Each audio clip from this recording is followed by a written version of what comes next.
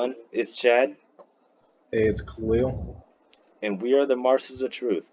All right, so we're continuing on our mini series within our greater series of Peace, Free Freedom. On our series about speeches of mostly American speakers on their support of liberalism, how it needs to be supported on the grand stage, and what it really means for liberalism to be at war or to be at peace, or whether it must be spread across the world or just kept internally. In our last episode, we are talking about Ronald Reagan, as he, in my point of view, is one of the greatest fighters for liberalism and liberal democracy in recent times. Given the late stage of the Cold War, he took to the Soviet Union the ideas of liberal democracy as paramount for world peace and world freedom. Um, and he fought very valiantly for these ideas to be spread throughout the world, um, sometimes through whichever means necessary. But through his speeches, we could gain a lot on his view on freedom and peace, on liberalism, and get a greater insight on how liberalism should function in a greater world system. Um, with that, we're going to begin with one of his speeches that was famously called the Evil Empire speech in 1983. It's called that because later on in the speech, he referred to the Soviet Union as an evil empire which needed to be opposed, which caused, great tensions between the United States and the Soviet Union in a year that was very, very, very tense between the US and the Soviet Union. You may remember in our deterrence series when we referenced the 1983 Soviet false alarm incident and the incidents preceding it, and showed just how tense of a year it was. But this speech was in the middle of that. He called the Soviet Union an evil empire, as these two world superpowers with the most nuclear weapons on the planet were facing off with words in what could have very soon became a face-off with weapons. However, we didn't get to that case, and we're very, very grateful to have gone through that. However, um, with that, we'll continue on with this speech because there are some other things that we gain from this speech other than him just calling the Soviet Union an evil empire. All right. So with that, we'll begin with one of the excerpts. Um, let's see. Quote. Only through your work and prayers and those of millions of others can we hope to survive this perilous century and keep alive this experiment in liberty, this last best hope of man. End quote. This is a short excerpt. But what you have here is the idea that liberalism is, quote, the best hope of man, end quote. It is a system that we've described very intensely as one that best balances the ideas of peace and freedom that we as humanity has longed for throughout our entire advancement of civilization.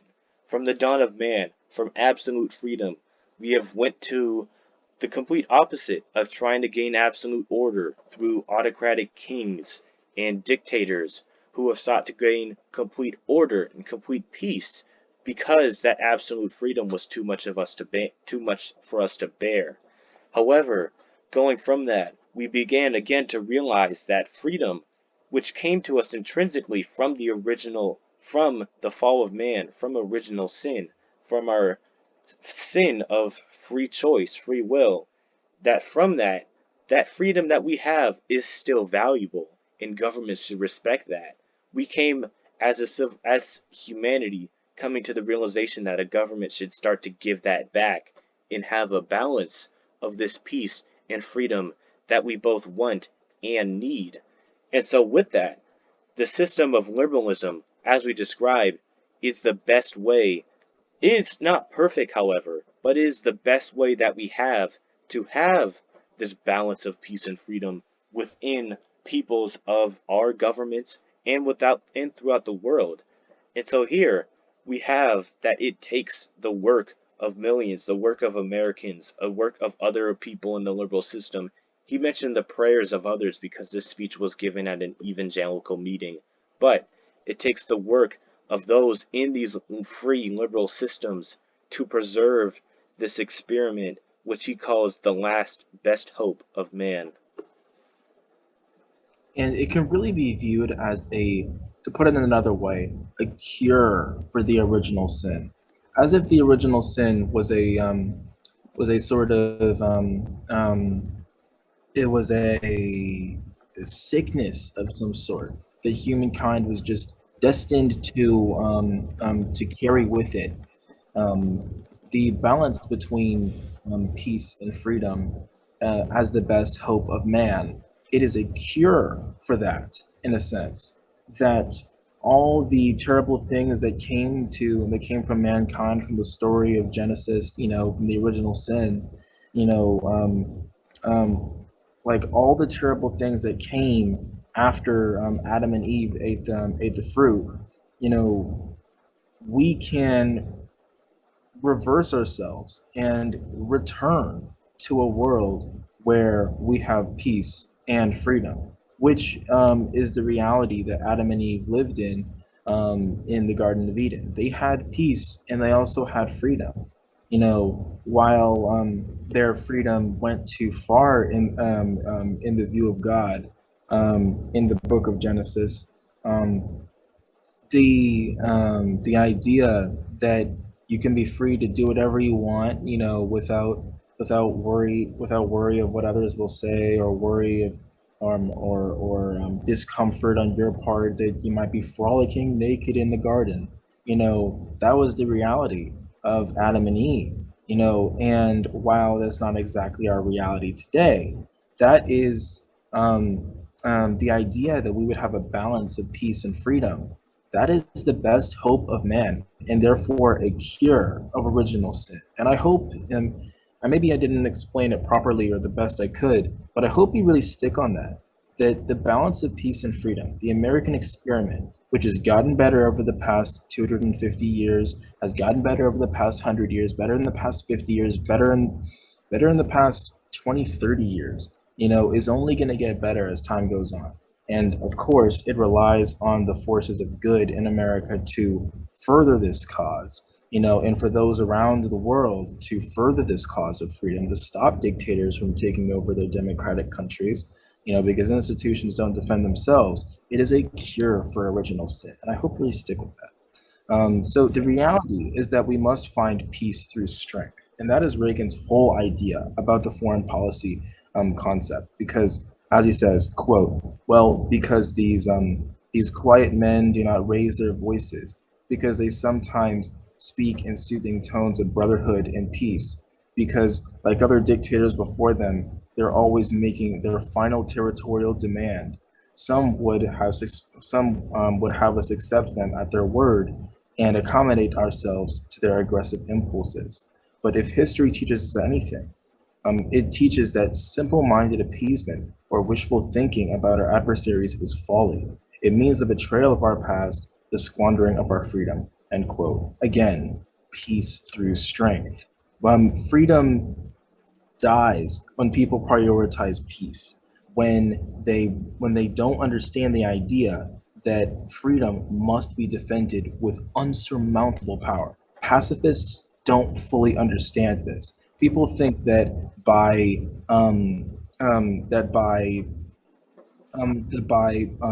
what seems almost like provoking war, that we will eventually lead to war, even if it's against an agreeably totalitarian state like Iran or China. That America, advocating for freedom, for the balance of peace and freedom, for a moving away from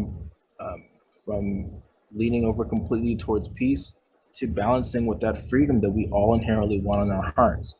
There's nothing wrong with defending your freedom with insurmountable power. And Reagan's ideas, they're echoed in some dying out voices of the Republican Party today, as Congressman Adam Kinzinger of Illinois said on CNN with Breonna Taylor on August 3rd, 2022, in response to Pelosi finally deciding, after a lot of ambiguity, that she was and did go to Taiwan, despite what the CCP and what Xi Jinping of China was saying. Because he said, quote, look, China's going to look, China's China's going to try to look tough. I don't think it's going to escalate. Mr. Xi is running again, and he wants to basically send a message to the Communist Party. But look, this is important for us to understand as a country to recognize. When you do something out of strength, it actually makes conflict less likely. By Nancy Pelosi not by Nancy Pelosi following through and going to Taiwan, she sent a message that we will not be intimidated. End quote. Peace is only maintained when you make war un like unthinkable. And with America's extreme power, it has to flex those muscles sometimes when a force that goes against freedom, in this case being China, and we've already went into so many different examples of how China is less free than America, and about how it prioritizes peace too much, that it doesn't give that balance. It's against human nature, that America balances it better. We don't need to go through that right now. But that fighting against a power like China is just, and the only way that you can fight without going to war is making war unthinkable. And that's why Kinzinger said, when you do something out of strength, it actually makes conflict less likely. Right. As Reagan and other speeches had noted, when the forces of freedom were weak, that's when dictators and autocrats were able to take power and suppress others around the world. When the forces of Britain, France, the United States did nothing as Hitler annexed Czechoslovakia, invaded other places, when we sat back and tried to appease these leaders, when the forces of freedom were weak, that's when these bad things happened. When we stood by and acted as if our ideas can only stay to us and they will figure out their own things. However, we cannot get involved. When these ideas of appeasement, when those, when the false ideas of peace, a peace only gained through concessions and letting others take advantage of other people, when that's your idea of peace, that's not truly peace. That's failure. I would say that's failure. Um, because as I said, the idea that when the forces of freedom cannot stand up to the forces of terror, of chaos, of disorder, not even order, you can't call it order, of disorder, when we cannot stand up to that, that's what leads these dictators to keep thriving. That's what leads China to continue with this we could call it an ethnic cleansing of the Uyghurs, is when the forces of freedom do not stand up to that. That idea, or the idea of peace being gained through the recognition of freedom throughout every country throughout the world, that cannot happen if you do not fight for it. That idea of peace cannot be gained through without the strength of the nations who claim to uphold it. There are the nations who do uphold it, like the United States. That comes through strength. And so that comes, if not through the ideological sayings, of course, of leaders and other diplomatic ways, that has to come through force, that has to come through military, that has to come through deterrence. That idea that Congressman Kinzinger brought up, in which we have to do something strong in order not to be intimidated. This goes back to the idea of deterrence, in that a war will be so terrible for every side that it should not be taught. It should not be fought. Again, you could go watch our series on deterrence on what this means on the nuclear stage, but it reigns true through basically every single realm. If you go, if you show to another regime, to an autocratic regime, that if they hurt you, if you hurt freedom, you will be hit back. They will not hit you in the first place. When it comes to war, when it comes to strength, when it comes to nuclear war, this is where the idea, of course, deterrence really comes to its truest fruition. If you have enough nuclear weapons to show that if a nation attacks you with nukes, you will nuke them off the face of the earth. If that's the case, if they attack you first, they will not hit you. They will not hit you back. If you show a nation like China that we will continue on our diplomatic needs, on promoting freedom throughout the Pacific without being intimidated, without these false threats, if we do that, you can't stop us. If because, if you do hurt us, that will be worse for you than it will be for us. If you got into a confrontation with the United States, given our incredible military power, naval power, air power, military forces, if you were to get into a fight because of our strength, it will not turn out well for you. That is what will keep these nations at bay. It's this strength. It's not just the espousing of the freedoms that we have, but the defending of them. And sometimes that means through force. The CCP and Xi Jinping is lucky that we don't have a Reagan at the helm of America right now. And no diss to Biden. But back in his tear down this wall speech in 1987, after many of his advisors, they told him not to say tear down this wall, and many protesters even in in I believe it was East Berlin, were calling against the American president Reagan from going down to Berlin to speak against the Soviet regime. Then um, basically Reagan decided to do it anyway because he was the biggest fighter for freedom, as Chad was saying earlier. To begin our quotes, for why we believe that Reagan is the strongest defender of freedom, we have to say, I believe. Oh, Chad, you can go ahead with this one. Yeah. So with that, we're going to continue on with the speech that Khalil just mentioned, his tear down this wall speech in 1987. His visit to the Berlin Wall, again, was greatly opposed by some people in his administration, but he decided to do it anyways because of how fervently he believed in the fight for liberalism had to be made, not just from our little seats in Washington, D.C., but on the ground, on the front lines, literally on the wall of the dividing sectors between the free world and the oppressive communist regimes of the Soviet Union. And so, with that, we're going to continue on with this speech there, which had a lot to say on the values of freedom and the importance of defending it. Um, Begin off with one of the excerpts here. Quote, in West Germany and here in Berlin, there took place an economic miracle.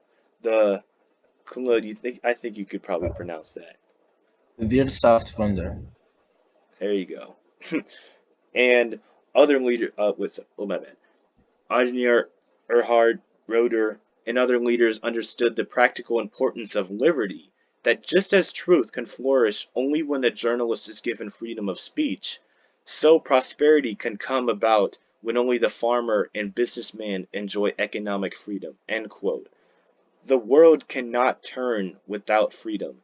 People cannot achieve, say, the economic benefits or just the personal freedoms to live a life of happiness, the pursuit of happiness, as we have in our Declaration of Independence, in our system. People cannot achieve that without freedom. They cannot achieve what they seek and strive to make a better world if they were reduced to bondage of restrictive, oppressive authoritarianism. They cannot do that. Only through freedom, and in this case he references it in economically, we are able to make the world as free. We can able to make free the world as we see it. We can make it as free as we want it to be and as free as we need it to be when we are given that freedom. If we are stuck under an oppressive authoritarian, we can't do that.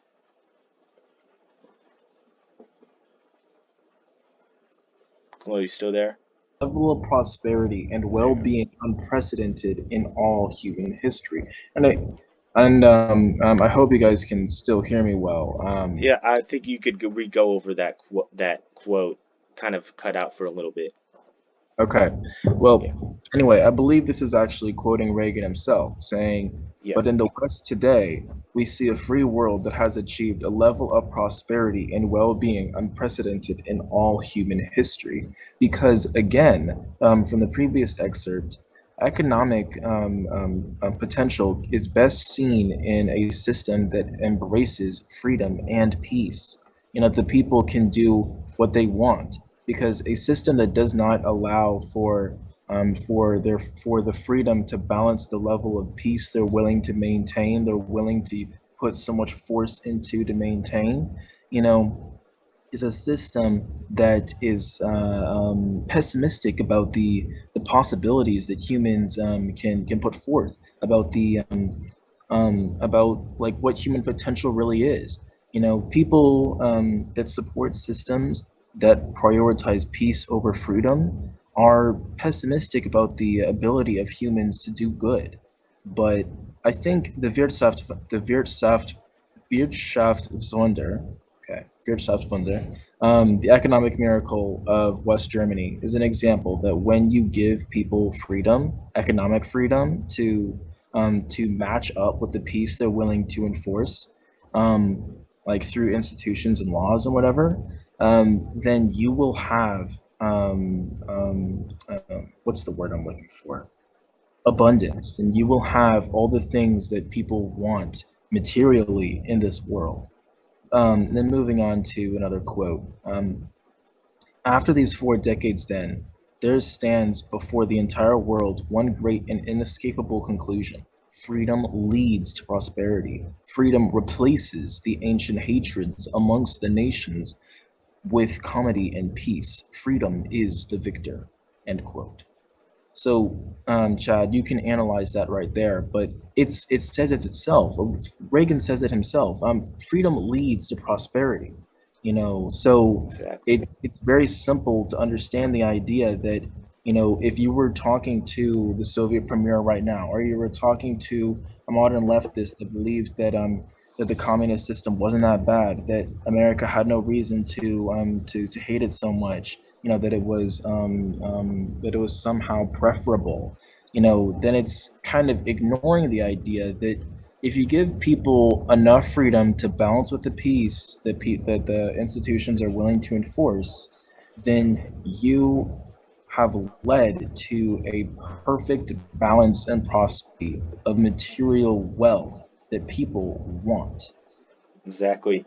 I feel that quote kind of explains itself, that with freedom, you get the ability to achieve as much as, ideally, achieve as much as you humanly can, which will give you the freedom to do other things, the freedom to be happy at some points, the freedom to provide for your family, to choose where you live, to choose what you want to eat. With freedom, it leads to prosperity. Freedom, I mean, quote, freedom is the victor, end quote. And so with that, I'd like to continue with another one, which continues on with this thread. We, quote, we welcome change and openness, for we believe that freedom and security go together, that the advance of human liberty can only strengthen the cause of world peace, end quote.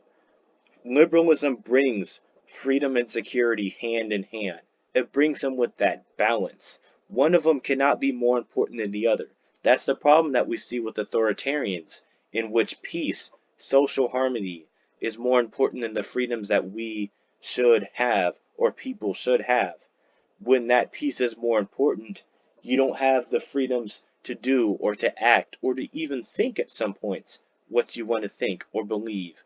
You don't have that because that piece is more important. And again, that's contrasted with absolute freedom, in which in that case you do not have any sort of peace. You are this constant chaos. It is that ancient hatred among nations, the constant fighting that happened among peoples who could not get along because they did not share certain point of views.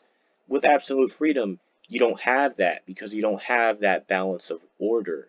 But with liberalism, you get that balance. You get the balance of the two, which ideally could again help with that resemblance of the peace in the world that we can get to, or we could, of course, we can't fully get to it, but we could get closer to it with the system of liberalism because of that balance. Right. And it kind of makes sense to a certain extent. Now, when we talked about the far left equals far right series and we were going through really the biography, the intellectual biography of Mussolini, you were saying that that Mussolini started off as an international socialist that wanted to unite the world under socialism, and then eventually, hopefully, as probably he thought, to communism. He thought that liberalism was too rightist because of this very idea that liberalism brings freedom and security. Mussolini believed that freedom was all that was necessary. The security was unnecessary because it was through the services of a state. But he eventually gave up the idea, and fascism was not exactly an improvement, but it is, I don't know. I mean, it is heartening to understand, to come to the conclusion that even a terrible person like Benito Mussolini was able to recognize himself that liberalism, well, he was able to recognize that socialism, which follows the line of thought of Marxism, which led to communism, um, in the far left, that you need to have freedom and security. That he recognized the importance of having security. It's just that he didn't really come to the idea that liberalism is that very thing that brings the balance. I bet he rarely even came to the idea that a balance was necessary. But anyway, there are other parts um, of this quote that we want to get through, and hopefully we can get through it really quick. So, Chad, I'm going to give you the opportunity to go real fast on this one, starting Sure. with this excerpt of the quote, of the speech. I understand the fear of war and the pain of division that afflict this continent. And of course, he's talking about Europe. And I pledge to you my country's efforts to help overcome these burdens. To be sure, we in the West must resist Soviet expansion, so we must maintain defenses of unassailable strength. Yet we seek peace. So we must strive to reduce arms on both sides. End quote. Again, this kind of reemphasizes the point that one, we Americans don't always seek war, but the only way that we can really achieve the peace that a liberal system would have is through strength, is to standing up to these autocrats, to these authoritarians who seek to deny the freedoms within their own country. We cannot let that expand into others.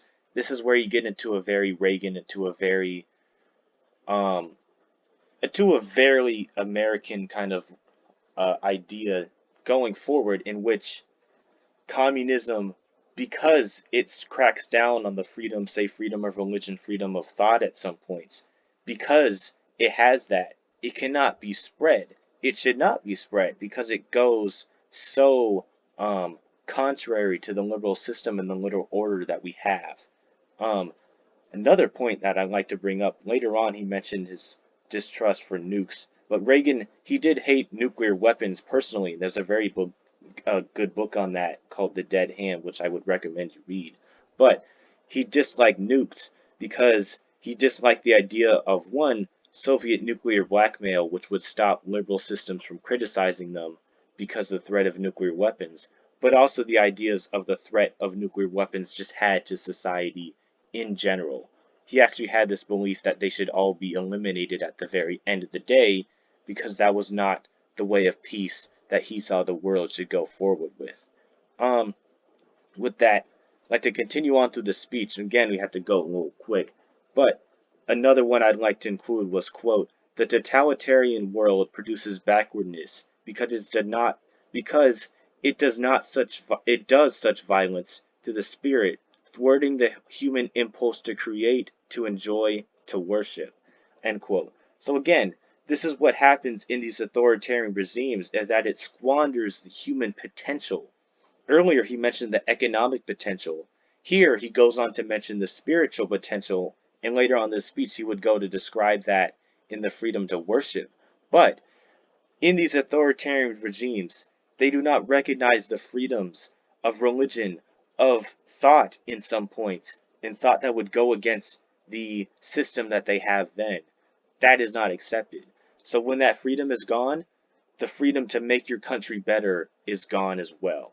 And as we kind of close this one out, Reagan, as we have to say, is one of the greatest fighters for liberal democracy in our recent times, and how fervently he brought this to the world stage, into the doorsteps of authoritarian regimes like the Soviet Union. We'll continue on with other speakers such as George Bush, well, both the Bushes, and then go into modern ones. But we wanted to highlight Reagan, just given how fervently he fought this fight at such a crucial time at the end of the Cold War to really hit the nail in the coffin for the Soviet Union. Because at the end of the day, it would be that freedom was the victor, that liberalism won out of the day because of the freedom that it had, that it gave to other countries, and that we still exercise today. There's another quote that at the very end I'd really like to mention, and I mentioned it earlier in this series, but I thought it would be interesting. A quote, and I would like before I close to say one word. I have read and I have been questioned since, and I've been here about certain demonstrations against my coming. And I would like to say that just one thing, and to those who demonstrate so, I wonder if they have ever asked themselves that they would have the kind of government they apparently seek. No one would be able to do what they're doing ever again. End quote. Yeah, the communist government that they were petitioning for, they would not have the freedom to protest, to criticize their leader, to make their country better. They just wouldn't even be able to protest. Just so all of those leftists on Twitter who criticize America, you had a communist system, you wouldn't even be able to do so. That was just another point I wanted to bring in. But with that, that's about the end of this episode. We're the Marshals of Truth. We'll see you in the next one.